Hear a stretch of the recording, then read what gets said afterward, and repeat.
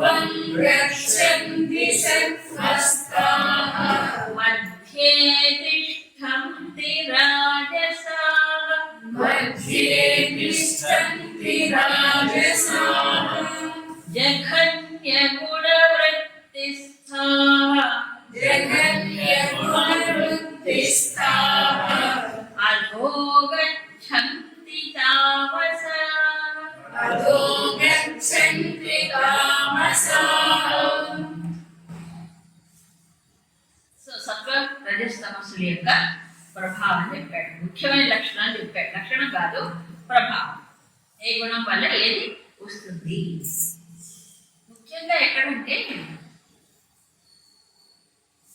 తాత్విక చింతన, తాత్విక జ్ఞానం, తాత్విక దృష్టి అసలు సరియైన దృష్టి.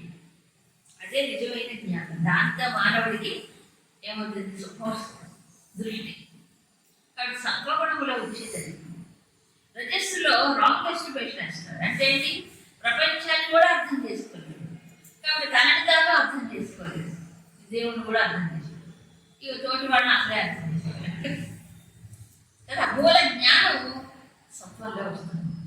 ఈ సత్వంలో ఉండి జీవిత ప్రయాణం సాగించేటప్పుడు చూడండి, సత్వగుణం అనేది ఆధిక్యతలో ఉండటం వేరు, దాన్ని అలా నిలుపుకోవటం వేరు. మధ్యలో రజస్సు పైకి రాకుండా, తమస్సులో కూరుకుపోకుండా జాగ్రత్త పడాలి. ఎందుకంటే మూడు ఉంటాయి లోపల. ఒకటి పైకి వెళ్తే మిగతా రెండు ఏమవుతాయి? లాగడానికి ప్రయత్నం చేస్తాయి. కాబట్టి ఎలర్ట్గా ఉండాలి ఎప్పుడు. సత్వగుణము అప్పుడప్పుడు వచ్చి తొంగి చూసుకోవటం కాదు, ప్రయత్నం. అందుకే అన్ని దృక్కోణాల్లో నుంచి ఎలా సత్వగుణాన్ని పెంచుకోవాలనేది 18వ అధ్యాయంలో చెప్పాడు. యజ్ఞ దాన తపస్సులు. యజ్ఞము, దానము, తపస్సు, ఈ మూడు సాత్వికమే. అవునా? తర్వాత బుద్ధి, జ్ఞానము. ఇలా మొత్తం వ్యక్తిత్వాన్ని సాత్విక, రాజసిక, తామసికంగా విశ్లేషణ చేసి చెప్పాడు 18వ అధ్యాయం. 18వ అధ్యాయం ఇంకా డీటెయిల్డ్ ఇన్ఫర్మేషన్ ఈ బేసిస్ మీద, ఈ మూడు గుణాల యొక్క ఆధారంగా చెప్పాడు. అవి చాలా ముఖ్యం. ఒక టాబ్లెట్ ఫామ్: సాత్వికం, రాజసికం, తామసికం. సాత్విక యజ్ఞం, రాజసిక యజ్ఞం, తామసిక యజ్ఞం. సాత్విక బుద్ధి, రాజసిక బుద్ధి, తామసిక బుద్ధి. సాత్విక జ్ఞానం, రాజసిక జ్ఞానం, తామసిక జ్ఞానం. ఇలా మొత్తం విశ్లేషణ చేశారు హ్యూమన్ పర్సనాలిటీ. ఇది 18వ అధ్యాయం. 17లో కూడా చెప్పింది ఈ 2 అధ్యాయం. ఇక్కడ బేస్ ఇది 14. ఊర్ధ్వం గచ్చంతి సత్వస్థా అన్నాడు. సత్వస్థాన్ అంటే సత్వంలో నిలిచిన వాడు. మధ్యలో రజస్సు, తమస్సు తొంగి చూడకూడదు. అదే హయ్యర్ రేంజ్లో ఉంటారు, ఆధిక్యతలో ఉంటారు. వాళ్ళు ఏమవుతారు? ఊర్ధ్వం గచ్చంతి.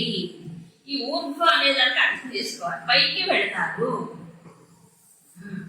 తర్వాత రాజసాహ, రజోగుణంలో ఉన్నటువంటి వాడు మధ్య తిష్టంతి, మధ్యలో ఉంటారు. జఘన్య గుణ వృత్తిస్థా తామసాహ అధో గచ్చంతి. జఘన్య గుణం అంటే ఏంటి? ఘోరమైనది, అది నీచమైన, అల్పమైనటువంటిది అర్థం. అన్నిటికంటే ఈ అల్పమైన తమోగుణంలో ఉన్నటువంటి వారు ఏమవుతున్నారు? అధో గచ్చంతి అంటే అధోగతి పాలు. మానవ జన్మలు కూడా రావు. బ్రతికుండగానే అధోగతి పాలు. చచ్చిపోయిన తర్వాత కాదు ఇక్కడ చెప్పి.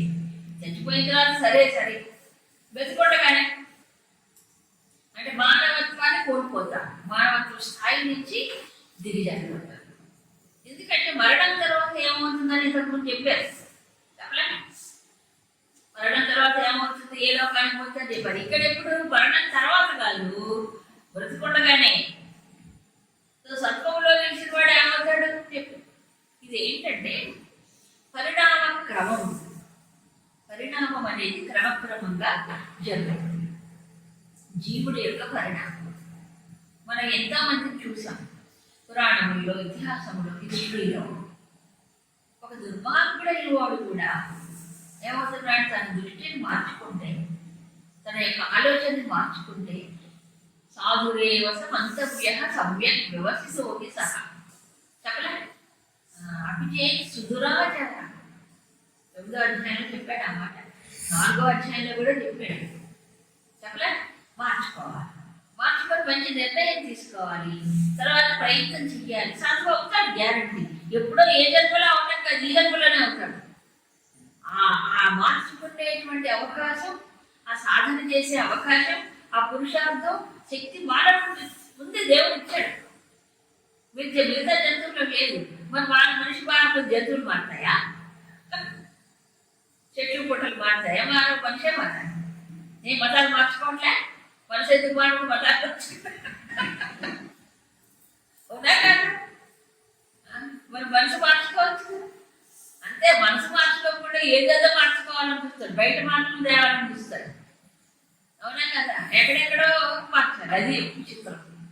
అందుకు ఈ ఎవల్యూషనరీ ప్రాసెస్లో జీవుడి యొక్క పరిణామ క్రమంలో లోయెస్ట్ రంగ్ ఇప్పుడు ఇచ్చినది అనుకోండి, కింద మెట్టు అంటారే అది. కింద మెట్టులో ఎవరున్నారు అంటే ఈ జడమైన వస్తువులు, ప్రపంచాలు జడం ఉన్నాయి కదా. అంటే ఒక రకంగా శిలా సదృశమైన జీవితాలు. శిలా అంటే తెలుసుగా, రాయిలాగా, రాళ్ళు రప్పల్లాగా పడి ఉంటారు. అంటే జడమైనటువంటి వాటికంటే కొంచెం వాళ్ళలో చైతన్యం ఎక్కువ ఉండి ఎరుక ఎక్కువ ఉన్నటువంటి జీవులు ఎవరు ఇక్కడ? మొక్కలు మొదలైన.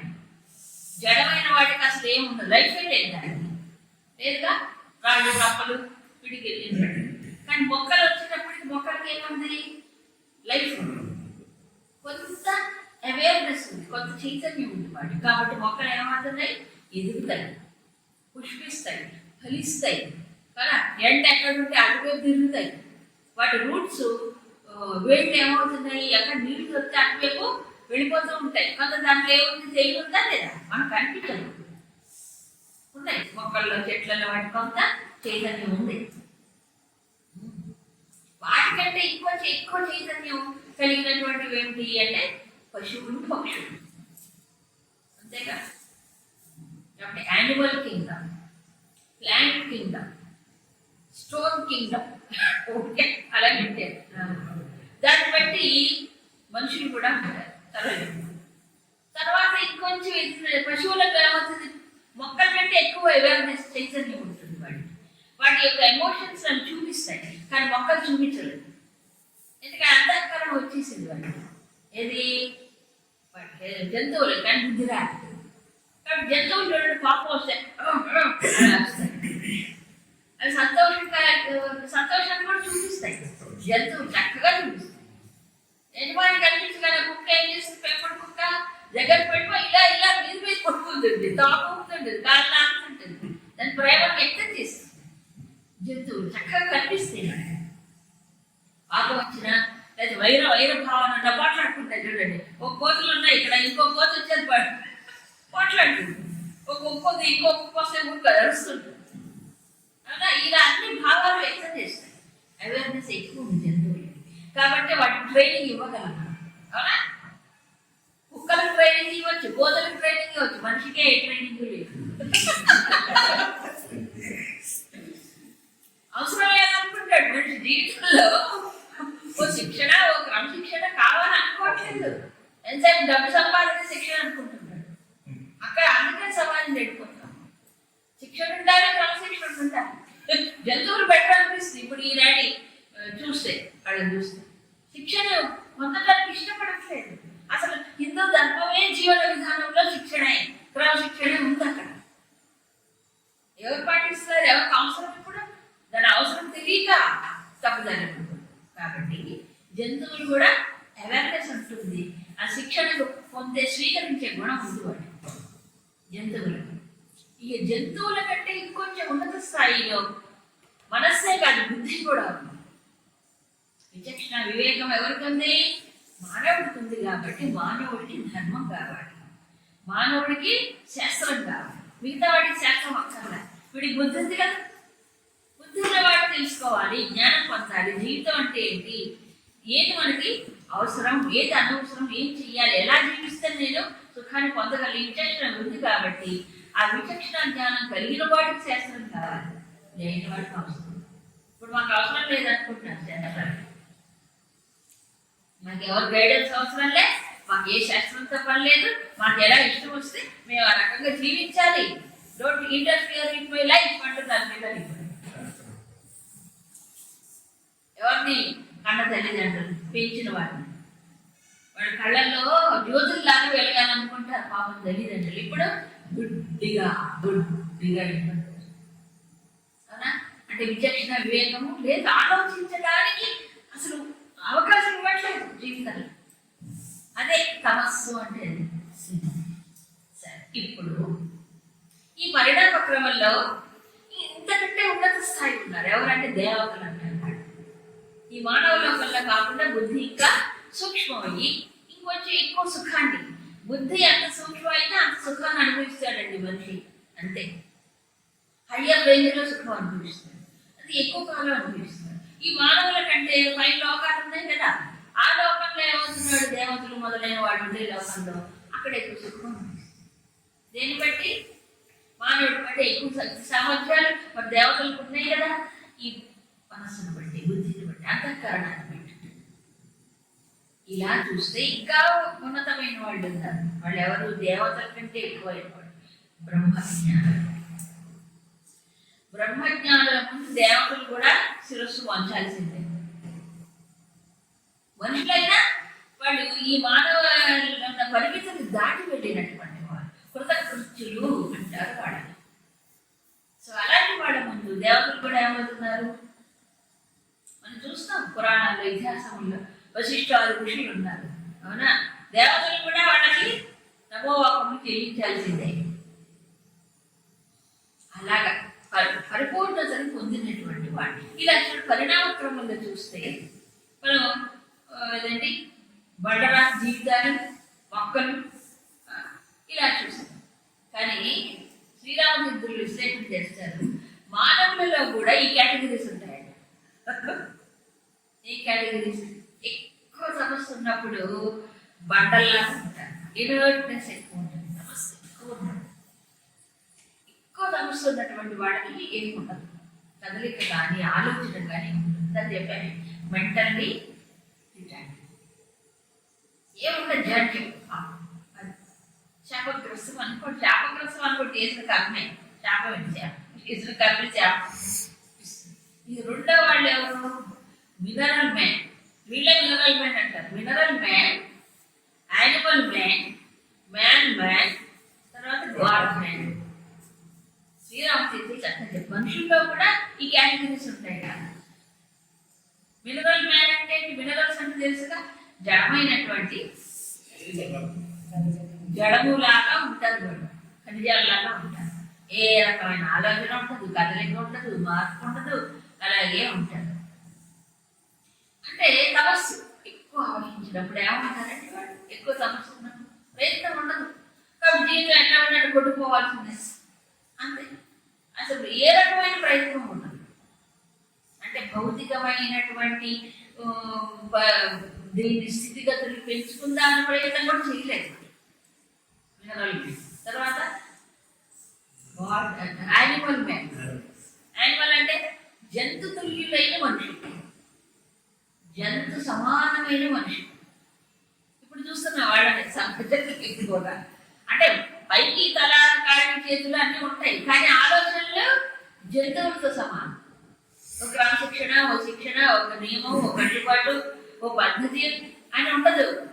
పశువుల్లాగా జీవిస్తున్నారు, పశువుల్లాగా ఆలోచిస్తున్నారు అన్ని విషయాల్లో, తిండి దగ్గర కానీ, వ్యవహారంలో కానీ, అన్నిట్లో. ఇప్పుడు జంతువుల కంటే అజ్ఞానంలో అవి చేస్తాయి. వీడికి బుద్ధి ఉంది, బుద్ధిలో మోహం ఉంది, ప్రమాదం ఉంది. ఇక్కడ ఈ తపస్సు చేత ఏమవుతున్నాడు? మనిషి బుద్ధిని ఉపయోగించుకోకపోవడం చేత ఏమంటే పశుతుల్యమైన జీవితం. పశువులు వాడి శరీరం మానవ శరీరం పశుతుల్యం. విచక్షణ వివేకం కోల్పోయిన వాడు పశువా మనిషి? మనమే అనుకుంటే నువ్వు మనిషివా పశువారా, నీకు బుద్ధిందా లేదా అంటే బుద్ధి లేకుండా, బుద్ధిని ఉపయోగించకుండా పనిచేసేవాడు ఎవరు ఇప్పుడు? కాకపోతే వీడికి పశువులకు 4 కాళ్ళు ఉంటాయి, వీడికి 2 కాళ్ళు. అందుకే ద్విపాద పశువు. ఏంటి ద్విపాద పశువు అని ఎప్పుడో చెప్పాను. జ్ఞానం లేని వాడు ఎవరు? రెండు కళ్ళు చెప్పే ఊరికే చెప్పలే, ఎప్పుడో చెప్పే. ఏంటి? ఆహార నిద్ర భయ మైథునాని సామాన్యమేత పశుభిర్నరాణం. ఆహారము, నిద్ర, భయము, మైథునం అంటే సంతాన ఉత్పత్తి, ఇవన్నీ మనుషులకి పశువులకు ఒకటే, కామన్. ఇక ఇప్పుడు తేడా ఎక్కడ? మనిషికి పశువుకి తేడా బుద్ధి. ఈ బుద్ధి, విచక్షణ, వివేకం ఇది కోల్పోయిన నాడు అప్పుడు పశువుతో సమానమే. ఇప్పుడు మానవుడు ఏం కోరుకుంటున్నాడు? ఆహారం. ఎక్కడ ఎప్పుడు ఏం దొరుకుతుందా? అవునా? ఇది ఆర్డర్ పెట్టుకుందామా, ఆధార్ పెట్టుకుందామా, అది తెచ్చుకుందామా, ఇది తిందామా, ఈ గురించే ఎక్కడ పోయినా ఇదే డిస్కషన్. లేకపోతే ఇన్ని ఏమిటంటే జొమాటో, టమాటో ఏం పేర్లు కూడా ఉన్నది. ఇవన్నీ ఎందుకు వచ్చాయండి? ఎక్కడ పడితే అక్కడ ఆర్డర్ వితిన్ 1 hour లో వచ్చేస్తుంది, ఫ్యూ మినిట్స్ లో. అవునా? అంటే ఏంటి? ఎక్కువ 50 ఇదే. కాబట్టి ఎంజాయ్మెంట్ అంటే ఏంటి? రకరకాలు తింటాం, కాస్ట్లీ తింటాం, కొత్త కొత్తవి తింటాం, ఎక్కడెక్కడి నుంచి తెచ్చుకోవడం. మన ఇంట్లో వంట చేయలేదు, ఇంట్లో బాగా చేసింది నచ్చదు, అమ్మ చేసింది నచ్చదు, ఇంట్లో వాళ్ళు చేసింది నచ్చవు, కాబట్టి అక్కడి నుంచి తెచ్చుకోవాలి. నా పిల్లలు తల్లి చేసింది నచ్చట్లేదు. ఒకప్పుడు తల్లి చేసిన వంట అమృతంలా తినేవాడు. తల్లి చేసిన వంట అంటే ఆ హృదయంలోంచి ప్రేమతో చేసేది అమృతం. వాడు ఎవడో వాడిని వ్యాపారస్తులు అమ్ముకునేవాడు నీకు ప్రేమగా చేస్తాడా? చెప్పండి. ఏది ఎమోషన్ ఉంటేగా, మనసు ఉంటేగా, అదే పశుతుల్యమైన జీవితం అండి. అవునా? ఆహార, నిద్ర, ఈ నిదర్శనంగా చెప్పక్కర్లేదు. భయాలు ఉంటే వాళ్ళు చచ్చేంత టెన్షన్, అన్నిటికీ టెన్షనే, ప్రతిదానికి టెన్షన్. ఇక మైథునాలు ఇవి చెప్పనే అక్కర్లేదు. దాని గురించి మాట్లాడితే మనకు పాపమే. జంతువులు చాలా పెట్టు, మనిషి పశువు పెడతారు. దీనికోసమే జీవిస్తాయి. ఒక ధర్మం లేదు, ఒక దైవం లేదు, పెద్ద లేదు, చిన్న లేదు, పశువులే. కాబట్టి ఏమంటారు? జగన్య గుణవృత్తి అధో గచ్చంతి తామస. ఏమవుతున్నాడు? గుణాలు అలాగే ఉంటాయి. కాబట్టి అధో గచ్చంతి, ఈ గుణం వల్ల ఏమవుతున్నాడు? మనిషిగానే ఉంటే పశువు అయిపోతున్నాడు. ఈ మధ్యలో ఉంటాడు ఎవరు? మధ్యే తిష్టంతి రాజస. వీళ్ళకి కాస్త అప్పుడప్పుడు ఆలోచన ఉంటుంది, కాస్త మంచి ఆలోచిస్తాడు. దుఃఖం వచ్చినప్పుడైనా ఆలోచిస్తాడు, కష్టం వచ్చినప్పుడైనా అయ్యో ఇలా ఉంది అలా ఉంది అని కొంచెం మ్యాన్ అంటే మానవత్వం కలిగిన మనిషి. వీడు మధ్యలో ఉంటాడు. ఈ మనిషికే అవకాశం ఉంది. వీడు ఏ ప్రయత్నం చేయకపోతే కిందికి దిగిదాస్తాడు. అవునా? మంచి ప్రయత్నం చేసిన వాడు ఏమవుతున్నాడు? ఉత్తమమైనటువంటి స్థితికి ఎదుగుతాడు. అందుకే మానవుడు మాధవుడు దాకా ఎదగాలి. అదే కదా, అందుకే శాస్త్రం. అవునా? దీని గురించి మంచి ఎగ్జాంపుల్ చెప్తారు. ఒక మిద్దె మేడ ఎక్కాలి, పైకి వెళ్ళాలి. వెళ్ళేటప్పుడు మెట్లు ఉంటాయి కదండి. సాధారణంగా మెట్లు ప్లాన్ ప్రకారం కట్టేవాళ్ళు ఏం చేస్తారంటే ఒకటే ఇదిగా ఉన్నది సాధారణంగా. ఇలా కింద నుంచి ఒక స్టేజ్, అక్కడి నుంచి మధ్యలో ఒక ప్లాట్ఫామ్ లాగా ఉంటుంది, అక్కడి నుంచి మళ్ళీ పైకి వెళ్తారు. అవునా? ఇలా ఒకటి, మధ్యలో ఒకటి, మళ్ళీ ఇలా. ఎప్పుడు మెట్లు కట్టినా అలాగే ఉంటాయి. అంతేగాని ఒకటే మెట్లు ఉండవు. మధ్యలో కొంత ప్లాట్ఫామ్ లాగా ఏర్పాటు చేస్తారు మెట్లు కట్టి. ఇప్పుడు ఈ మధ్యలో ప్లాట్ఫామ్ లో ఉన్నవాడు మ్యాన్ అంటే మానవత్వం కలిగిన మనిషి. కాస్త రజస్సులో ఉండేవాడు, యాక్టివ్గా ఉంటాడు, పని చేస్తాడు, కాస్త ఆలోచిస్తాడు, పని చేస్తాడు. ఈ కింద మెట్టు మీద ఉన్నాడు. ఈ ప్లాట్ఫామ్ కి కింద మెట్లు, ఇదంతా కింద పడింది. ఆ జగన్య గుణవర్తిస్తా అధో గచ్చంతి తామస. ఇది కింద పడిపోతాడు. అంటే మానవత్వం నిలుపుకోకపోతే ఏమవుతున్నాడు? పశువు. కంట్రోల్ లేని జీవితాలు పశుతుల్యమే. బుద్ధి కంట్రోల్ ఉండదు, మనసు కంట్రోల్ ఉండదు, ఇంద్రియాల కంట్రోల్ ఉండదు. ఏది కంట్రోల్ ఉండదు. వాడు ఎవడో పశువు, నా ఇష్టం, నా స్వేచ్ఛ. ఇప్పుడు అన్నీ స్వేచ్ఛ కావాలి అందరికీ. మీకు గురుదేవులు ఎంత బాగా చెప్తాడో, చాలా చక్కగా చెప్తారు ఆయన. స్వేచ్ఛాచారం అంటే అది స్వతంత్రం కాదు. ఇప్పుడు స్వతంత్రం పేరు పెట్టుకుంటున్నాం. ఐఎమ్ ఇండిపెండెంట్, నాకు తల్లి అక్కర్లే తండ్రి అక్కర్లే, మేమే ఇండిపెండెంట్ కాదు నాయన. అదేమిటి బానిసత్వమే. నీ మనసుకు నువ్వు బానిసవి, అవునా కాదా? నీ మనసుకు నువ్వు బానిసవి. మనసు డిక్టేట్ చేస్తే ఆ ప్రకారం ఊపిలాడుతున్నాడు కోతిలాగా, అవునా? బుద్ధిని ఉపయోగించాలి, విచక్షణ ఉపయోగించాలి, మంచి ఏదో చెడు తెలుసుకోవాలి. స్వేచ్ఛగా ఇష్టం వచ్చేట్టు ఉండాలంటే పశువుల పక్షులే అలా ఉంటాయి. కాబట్టి మధ్యలో ఉన్నవాడు మనిషి. పైకి వెళ్ళేవాడు ఎవరు అంటే సాత్వికమైన గుణం కలిగిన వాడు ఎవరు మానవత్వం నుంచి ఎదుగుతాడు, దివ్యత్వానికి ఎదుగుతాడు. తనలో ఉండే దివ్యత్వం అని తెలుసుకొని ఏది ధర్మము, ఏది అధర్మం, ఏది సాధించాలి, ఏది దేనికి ఇంపార్టెన్స్ ఇవ్వాలి జీవితంలో, ఇది తెలుసుకొని ఆ ప్రకారంగా పరిణామ క్రమంలో వాడు బయటెడతాడు. ఇప్పుడు ఈ ఛాన్స్ మానవుడికి ఉందా లేదా? గుణాన్ని మార్చుకోవడం అంటే ఉంటుంది. తమో గుణంలో కూరుకుపోయిన వాడు ఆ ప్లాట్ఫామ్ కిందకి వెళ్ళిపోతాడు, అవునా? అధోగచ్చంతి ఎక్కడ? ఈ జీవితంలోనే అధపాతాడానికి వెళ్ళిపోతాడు. దానికి మనకు 2వ అధ్యాయంలో రెండు శ్లోకాలు చెప్పాడు.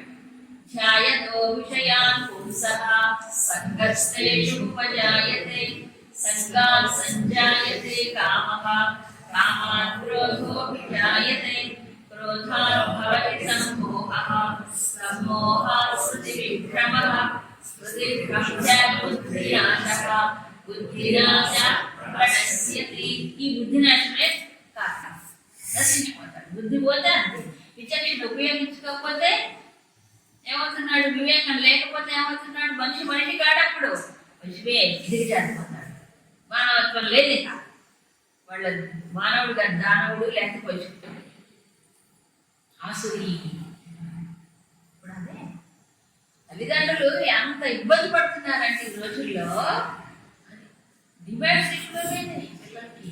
వాడు కోరికలు తీర్చలేకపోతున్నారు, అనవసరమైన కోరికలు కోరుతున్నారు, అవునా కదా? చాలా ఛాలెంజెస్ ఈ రోజుల్లో. జగన్ కూడా ఏంటి ఈ ఇంద్రేశ్వరమే సుఖం అనుకుంటాడు వాడు, అంతే. ఇంతకంటే ఇంకో సుఖం లేదు వాడి జీవితంలో, ఇంకో ఆలోచనే ఉండదు. మొత్తం అలాగే లైఫ్ స్టైల్ అంతా అదే. అందుకని ఎప్పుడు టెన్షన్, ఎప్పుడు ఆగట. దీనికోసం పనులు పెడుతుంది. జగన్య కూడా వృత్తిస్తా. చదువులు పెరుగుతున్నాయి, టెక్నాలజీ పెరిగింది, డిగ్రీలు పెరిగాయి, మార్కులు వస్తున్నాయి, ఉద్యోగాలు అన్ని పెరిగాయి. కానీ పెరిగింది ఏమిటంటే సమస్య, జీవన విధానం తెలియదు. కాబట్టి అధోగచ్చంతి. అందుకే సమాజంలో సుఖాలు ఉన్నా కూడా శాంతి లేదు. సౌకర్యాలు ఉన్నాయి, సుఖం పొందట్లేదు. అసౌకర్యం ఏంటి? అశాంతిని పొందుతున్నాడు. అన్నీ ఉన్నాయి, అన్నిటి మధ్యలో ఎందుకు? ఇది ఆలోచించండి. పరుగులు పరుగులు పరుగులే, వద్దులేదు పరుగులే. ఎప్పుడు ఆలోచిస్తాడండి పరుగులు, అవునా? మళ్ళీ ఏదైనా ఆ రోజు విశ్రాంతి, ఆ రోజు పరుగులే. మళ్ళీ ఆలోచించి చేయాలి. అలా బుద్ధి కనుక నాశనం అయిపోతే ఏమవుతున్నాడు? కిందికి దిగిదాడు మానవుడు కాడు. ఈ మానవుడుగా ఉన్నవాడే రజస్సుండి కాస్త మంచి పనులు చేసి, కాస్త సుఖమో దుఃఖమో తెలిసి, కష్ట సుఖాలు తెలుసుకొని, ధర్మాలు తెలుసుకొని కొంచెం ఇలా ఉంటాడు. ఇక తమస్సు సత్వం అంటే ఊర్ధ్వం గచ్చంతి. ఊర్ధ్వం గచ్చంతి అంటే ఈ జీవితంలోనే పరిణామం లోపల మార్పులు తెచ్చుకొని తనలో తాను దివ్య పథం అంటే దివ్యమైన ధర్మ మార్గం లేకపోతే అధ్యాత్మ మార్గంలో ముందుకెళ్తాడు. అలాంటి వాళ్ళు ఎవరు? జ్ఞానులు. వాళ్ళనే కృతకృత్యులు అంటారు. జ్ఞానులు వాడు పరిపూర్ణతను సాధించినటువంటి వాడు ఏ లోకానికి ఎడక్కలు, ఇక్కడే పరిపూర్ణతను సాధిస్తారు. ఎప్పుడు సత్వములో ఉన్నప్పుడు అది సాధ్యం. లేదా జీవితము అవసాన దశ వచ్చింది, అప్పుడు ఉత్తమ లోకాన్ని. అలాంటి వాడు ఇక్కడే కైవల్యం, జ్ఞానాన్ని పొందిన వాడు ఇక్కడే పరిపూర్ణతను సాధిస్తాడు. దేన్ని బట్టి? వాడి యొక్క చైతన్యమును ఉపయోగించుకునే దాన్ని బట్టి. అందరిలో చైతన్యం ఒకటే, తమోగుణం ఉన్నా రజోగుణం ఉన్న చైతన్యం ఒకటే, బుద్ధి ఒకటే. కానీ గుణాన్ని బట్టి ఏమవుతుంది? తెలివి మారిపోతుంది, బుద్ధి మారిపోతుంది, దానివల్ల జీవితం మారిపోతుంది. ఇదంతా ఒక ప్లాన్ చక్కగా చూపించాడు భగవంతుడు ఏ ప్రకారంగా జరుగుతుంది. ఇదంతా ఒక ఆస్పెక్ట్. 3 గుణాల యొక్క విశ్లేషణ పూర్తయింది. ఈ తర్వాత ఏంటి? అంతేంత అవ్వదు కదా. ఈ గుణాలని కదిలించేది ఎవరు? గుణాలకు ఆధారం ఏమిటి? గుణాలకి మూలం ఏమిటి? అక్కడి దాకా పోవద్దని పూర్తయినది.